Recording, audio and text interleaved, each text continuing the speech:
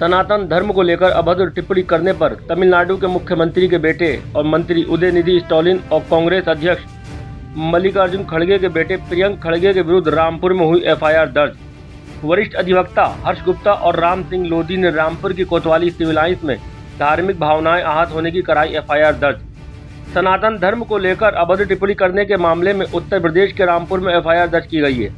ये एफआईआर रामपुर के वरिष्ठ अधिवक्ता हर्ष गुप्ता और राम सिंह लोधी ने कोतवाली सिविल लाइंस में धार्मिक भावनाएं आहत होने के चलते तमिलनाडु के मुख्यमंत्री एम.के. स्टालिन के बेटे और तमिलनाडु सरकार में मंत्री उदयनिधि स्टालिन तथा कांग्रेस पार्टी के राष्ट्रीय अध्यक्ष मल्लिकार्जुन खड़गे के बेटे और कर्नाटक सरकार में मंत्री प्रियंक खड़गे के खिलाफ दर्ज कराई है। ऐसा था 4 सितंबर 2023 के टाइम्स ऑफ इंडिया के अखबार में बड़ी विस्तार से खबर छपी कि तमिलनाडु के एक मंत्री उदयनिधि स्टालिन, जो तमिलनाडु के मुख्यमंत्री एम.के. स्टालिन के पुत्र हैं, उन्होंने हमारे सनातन धर्म के बारे में अभद्र टिप्पणी और भाषण दिया है और ये कहा है कि जिस प्रकार कोरोना, डेंगू और मलेरिया का समूचा विनाश किया जा रहा है, उसी प्रकार सनातन धर्म का भी विनाश होना आवश्यक है। इस वक्तव्य को, इस अभद्र भाषण को अगले दिन या उसी दिन प्रियंक खड़गे, जो कर्नाटक सरकार में मंत्री हैं और कांग्रेस के राष्ट्रीय अध्यक्ष मल्लिकार्जुन खड़गे के पुत्र हैं, उन्होंने उदयनिधि स्टालिन के इस भाषण का, अभद्र भाषण का समर्थन किया और ये कहा कि ये एक बीमारी है, सनातन धर्म को एक बीमारी बताया। उनका ये भाषण 5 सितंबर 2023 के अमर उजाला के अखबार में प्रकाशित हुआ। इन प्रकाशन को पढ़कर हमारी धार्मिक भावनाएं आहत हुई हैं।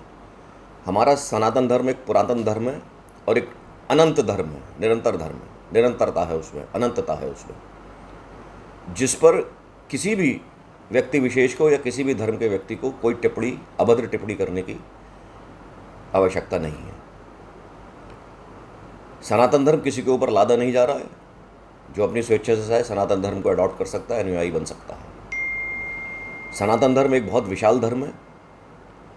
इस प्रकार की टिप्पणियों से, इस प्रकार की अभद्र भाषण से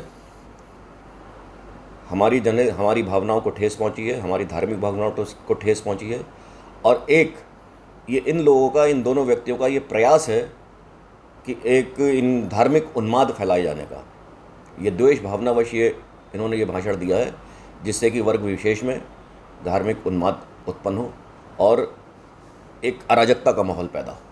आज आपने क्या किया इसके लिए? आज मैंने और हमारे पूर्व अध्यक्ष बार एसोसिएशन रामपुर श्री राम सिंह लोधी ने एक तहरीर पुलिस अधीक्षक महोदय रामपुर को दी, जिस पर उन्होंने थाना सिविल लाइंस में मुकदमा दर्ज कराया है।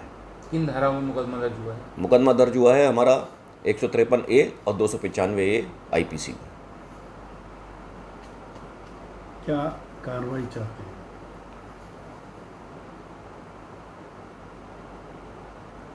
कानूनी कार्रवाई चाहते हैं, नियमानुसार कार्रवाई चाहते हैं। इन्होंने आरोपी जो हैं वो संवैधानिक पद पर है, उससे में जो एफआईआर हुई है उस पर कार्रवाई पुलिस किस हद तक करना चाहिए, इस पर कड़ी कार्रवाई? देखिए, उससे फ़र्क नहीं पड़ता वो संवैधानिक पद पर हों या किसी लोक सेवक के पद पर हों। उन्होंने अपने ये दायित्वों के निर्वहन के अंतर्गत उन्होंने ये अभद्र भाषा का प्रयोग नहीं किया है, बल्कि उन्होंने जानबूझकर हमारी भावनाओं को आहत पहुंचाने के लिए प्रयोग किया है, जिसकी वजह से, जिसके लिए उनको किसी भी कानून का समर्थन प्राप्त नहीं है। तो क्या ऐसे सियासियों को ये भाषण या वोट बैंक की राजनीति के लिए दी जाते हैं, क्या मानते हैं आप? देखिए, मैं राजनीतिक व्यक्ति नहीं हूँ, इसलिए मैं इसमें टिप्पणी नहीं कर सकता कि उन्होंने किस आशय से किया। वो राजनीतिक व्यक्ति ज़रूर हैं, लेकिन उनको जितने बड़े पद पर वो आसीन हैं, उनको इस बात का ध्यान रखना चाहिए कि वो केवल अपने ही वर्ग विशेष के मंत्री या पद पर आसीन नहीं है। वो पूरी स्टेट को रिप्रेजेंट करते हैं और स्टेट में सभी प्रकार के, सभी धर्मों के व्यक्ति निवास करते हैं। आपको क्या लगता है कि उनके दिमागों में सनातन धर्म के प्रति किस तरीके की भावना? सनातन धर्म के प्रति उनके इस भाषण से ये प्रतीत होता है कि सनातन धर्म के प्रति उनके मन में पूरा निरादर है और वो सनातन धर्म को नहीं मानते हैं और सनातन धर्म को वो समूल नाश कर देना चाहते हैं और जिस विशेष धर्म के वो अनुयायी हैं उस धर्म को वो हिंदुस्तान की जनता पर लाद देना चाहते हैं। और मैं ये कहूँगा कि ये एक गंभीर अपराध है। अभिव्यक्ति की आज़ादी ज़रूर है, लेकिन ऐसी अभिव्यक्ति की आज़ादी नहीं है कि जिससे किसी दूसरे की भावना को ठेस पहुँचे। कानून में इसको अपराध माना गया है और कानून के मुताबिक उनके खिलाफ कार्रवाई किया जाकर उनको सज़ा मिलनी चाहिए।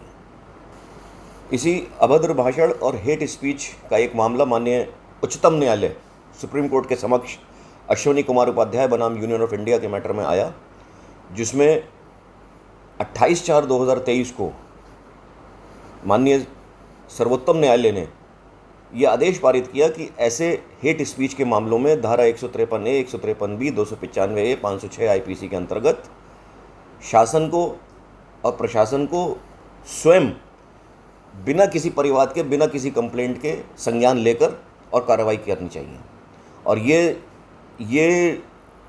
ये आदेश समस्त राज्यों को, यूनियन टेरिटरीज़ को रजिस्ट्रार के माध्यम से सर्कुलेट किया गया है।